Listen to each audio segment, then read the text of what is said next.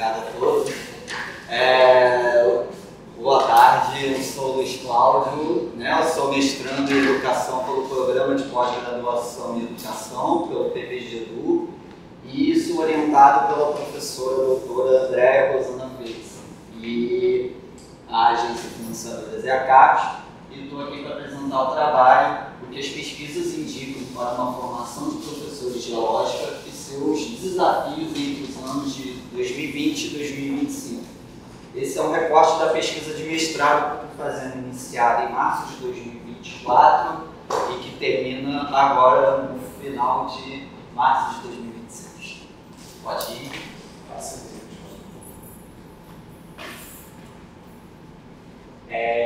Primeiro, comentar um pouquinho de como surgiu a pesquisa, de como eu cheguei nesse tema e tudo mais. Começou a partir do curso pré-vestibular, lá em 2016 e 2017. Nesse curso pré-vestibular tinha aulas interdisciplinares em que várias disciplinas se juntavam e tinha um tema em comum de discussão do cotidiano dos alunos. Além disso, a gente tinha o que a gente chamava de assembleia, que a assembleia era nada mais do que a gente juntava professores e estudantes e a gente decidia coletivamente, por exemplo, o que fazer com o dinheiro da arrecadação do pré-vestibular que chegava para a gente, as próprias aulas interdisciplinares e, inclusive, também as aulas de campo. Então, tudo isso era resolvido coletivamente. E também tinha o trabalho coletivo, porque, por exemplo, lá nesse pré-vestibular não tinha nenhuma agência de fomento e nem um partido político em si injetando um tipo de grana. Então, por exemplo, a gente que fazia a limpeza do espaço, tanto professores quanto alunos, a gente que fazia lanche coletivo, a gente que arrumava, fazia a limpeza do espaço, seja do banheiro, seja da cozinha, então era tudo a gente que fazia. E aí, entrando e já na graduação em licenciatura em Biologia, eu passo para a graduação aqui da Unirio, no Instituto de Biociências, fiz a graduação, fiz entre 2018 e 2023, e aí eu sou surpreendido, assim, tive um estranhamento quando eu fui fazer a licenciatura de o excesso de aulas expositivas, achei tudo meio esquisito, porque eu tive uma formação muito voltada para a educação popular, e quando eu chego na graduação eu tenho um pouco desse susto. Eu, no máximo, que as aulas eram um slide, basicamente, e aí a gente copiava e a gente não tinha muito espaço, os alunos não tinham muito espaço para falar, assim, e as turmas eram muito cheias. E no final, para avaliar o nosso conhecimento, a gente tinha somente o instrumento de avaliação, que era a prova discursiva. E dentro de tudo isso, e a partir disso, surge o tema da pesquisa, que é Educação Dialógica no curso de licenciatura em Biologia, inéditos viáveis e desafio. E isso tudo a partir dessa minha experiência na graduação e no curso pré-vestibular, surge o problema da pesquisa, que é o que faz alguns docentes terem práticas orientadas à educação dialógica e o que as caracteriza, porque eu tive alguns professores que trabalhavam com outro tipo de formato que não era esse dispositivo, então eu resolvi identificar esses professores na graduação de licenciatura para participar da pesquisa. E o campo da pesquisa, como eu falei, é a licenciatura em Biologia do curso noturno da Unirio, no Instituto de Biociências. E possíveis inovações nas práticas docentes dedicadas à formação de professores. Então, por exemplo, maior integração em teoria e prática. Não sei se alguém já ouviu falar, por exemplo, em trabalho com projetos de trabalho, e também uso da tecnologia na aprendizagem. Alguns professores utilizam aquela nuvem de palavras, por exemplo, para fazer com que os alunos participem das aulas, ou alguma coisa relacionada à gamificação, por exemplo. e também trazer rodas de conversa também, né? Que é também uma forma de trazer a realidade do aluno para a sala de aula. E tudo isso vai para o que a gente chama de dimensão crítica e emancipatória, fazer com que o estudante entenda que o mundo é complexo. E aí, já que a gente está falando de complexidade, eu estou falando tanto de educação dialógica, e o que afinal de contas é educação dialógica, né? E aí a gente vai lá para Paulo Freire, que esse livro é um livro chamado Medo e Ousadia, o Cotidiano do Professor, e ele trata desse conceito de educação dialógica, né? Como você parte da vivência do próprio estudante. Ele tem, quando o estudante vai entrando numa sala de aula, ele tem as suas experiências cotidianas, então é a partir dessas experiências que ele faça com que ele entenda tudo isso, que seja possível chegar junto com eles a uma visão crítica e científica da realidade. O objetivo, né, do trabalho é identificar como foi analisada a relação entre formação de professores e educação dialógica em pesquisas realizadas nos últimos 5 anos. Então aqui eu vou apresentar um pouco da revisão de estudos que eu fiz ao longo desse período do mestrado. A metodologia utilizada foi a revisão dos estudos nas bases de dados do Portal da Cielo Brasil e Banco de Teses e Dissertações da CAPES.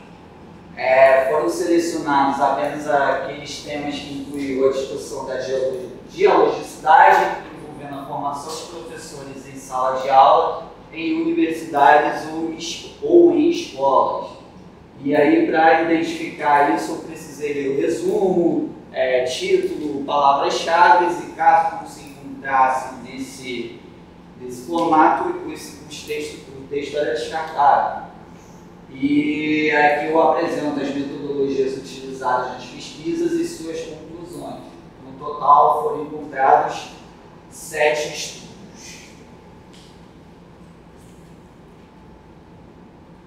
Aqui mais ou menos um resumão, né? Então aqui a gente tem no banco de teses e dissertações da CAPES 5 relatórios de pesquisa, e aí isso inclui teses e dissertações, Cielo Brasil 2 artigos e no total dando 7 relatórios de pesquisa artigos.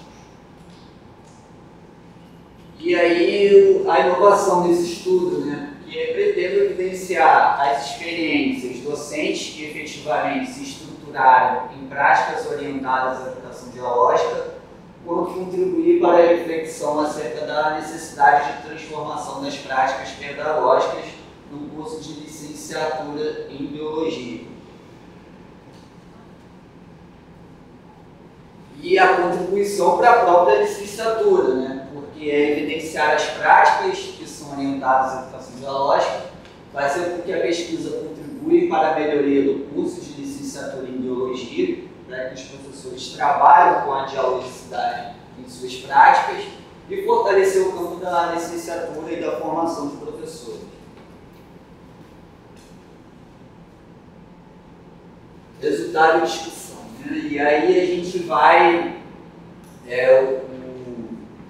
o objetivo desses estudos como um todo. E aí, um estudo destaca o ensino de ciências e formação de professores, a educação dialógica em situação de pandemia, que foram em 2 estudos, relação entre saberes locais e currículo escolar, que foi em 1 estudo, abordagens pedagógicas e processos formativos, que foram em 2 estudos, e inclusão e desafios didáticos, que foi em apenas 1 estudo. E metodologicamente, essas pesquisas se utilizaram de diferentes parâmetros. Por exemplo, utilizaram a metodologia de estudos de caso em 3 estudos. A pesquisação foram em 2 estudos e a análise de conteúdo também em 2 estudos. E os instrumentos também foram variados, né? As pesquisas utilizaram muito questionários em 3 estudos, diários de campo em 2 estudos, observações participantes em 3, entrevistas entrevistas foram no total de 4 e análises documentais foram em 2 estudos. E com isso foram ouvidos no total disso tudo 93 estudantes, 12 professores e um gestor. Todos foram em universidades ou em escolas de ensino fundamental ou médio. E puxando a conclusão desses estudos, no conjunto desses 7 trabalhos, um estudo destaca as atividades extracurriculares são fundamentais para práticas geológicas e críticas, e nesse estudo especificamente, o pesquisador acompanha um professor de egresso de licenciatura em Física, e ele destaca que na graduação dele foi importante os simpósios na graduação, os simpósios e também o trabalho com História da Ciência e aulas transdisciplinares que abordavam questões tanto ambientais, étnico-raciais e questões de gênero. Já que desigualdades, dificuldades financeiras e letramento digital impactam a aprendizagem, que foi apenas um estudo, nesse caso aqui foi um estudo relacionado ao impacto da Covid-19 nas escolas. E aí o que aconteceu? Aqui foram 21 educadores, incluindo coordenador, supervisor, professor e tudo mais. E aí desses estudos e também com os estudantes, foi evidenciado que houve impacto na saúde mental, por exemplo, da Covid-19 nos alunos, dificuldade na comunicação. Então tudo isso impactou também na aprendizagem, então houve também déficit na aprendizagem. Já a articulação entre saber local e conhecimento científico favorece a aprendizagem no estudo de Araújo. Aqui, Araújo destaca as práticas pedagógicas, que, por exemplo, trabalhar com produção de vídeo, escrita criativa, e também fazendo com que os estudantes vão até a comunidade fazer entrevista com pessoas que moram na comunidade. As tecnologias digitais ampliam o diálogo. Nesse estudo de Sextim, por exemplo, também foi, na época da Covid-19, foi um professor de matemática, e aí ele destaca, por exemplo, que na conclusão do estudo, que as aulas síncronas permitiram que os alunos tivessem voz e pudessem participar das aulas de matemática, e além disso tirar dúvidas, porque todo mundo fala que nas aulas online não é possível. Nesse estudo foi evidenciado que foi possível fazer alguma coisa diferente nessas aulas online. Interdisciplinaridade, trabalho coletivo e pesquisa fortalece a dialogicidade no estudo de Sobrinho. Isso fez com que, por exemplo, aqui ele está falando muito mais da teoria e a prática. Isso foi evidenciado com egressos do curso da licenciatura em educação, com 6 egressos da licenciatura em educação no campo. Pedagogias freiriana e salesiana contribuem para a formação docente. E aí, nesse caso, está falando muito mais da relação estreitamento dos laços entre aluno e professor, fazendo com que ocorra uma formação mais humanizada na formação de professores. E aqui a educação bancária prejudica a interação escolar. Aqui foi um caso bem específico o Pérez fez um estudo com 2 professores e um estudante PCD, e aqui ele destaca que a escola não teve interação com esse aluno PCD, e além disso a escola também não fez a mediação, ela só passava as atividades para esse aluno, não tinha interação entre o aluno e a escola.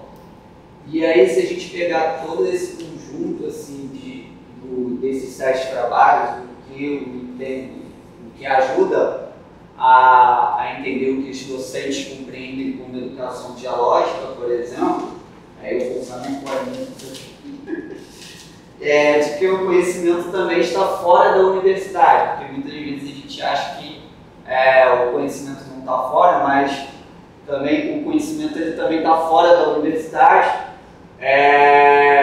também o que os alunos, e também que a educação dialógica permite que os alunos tenham conhecimento, então de que seja valorizado esse conhecimento dentro da sala de aula, e ao mesmo tempo, né, como os docentes definem o não diálogo, porque às vezes para a gente fica muito evidente o que é um diálogo, mas para aquele professor que está ali na prática, às vezes ele não entende o que é o não diálogo. Eu não sei se eu passei do tempo, eu acho que não. Ai, foi mal. E é isso, gente.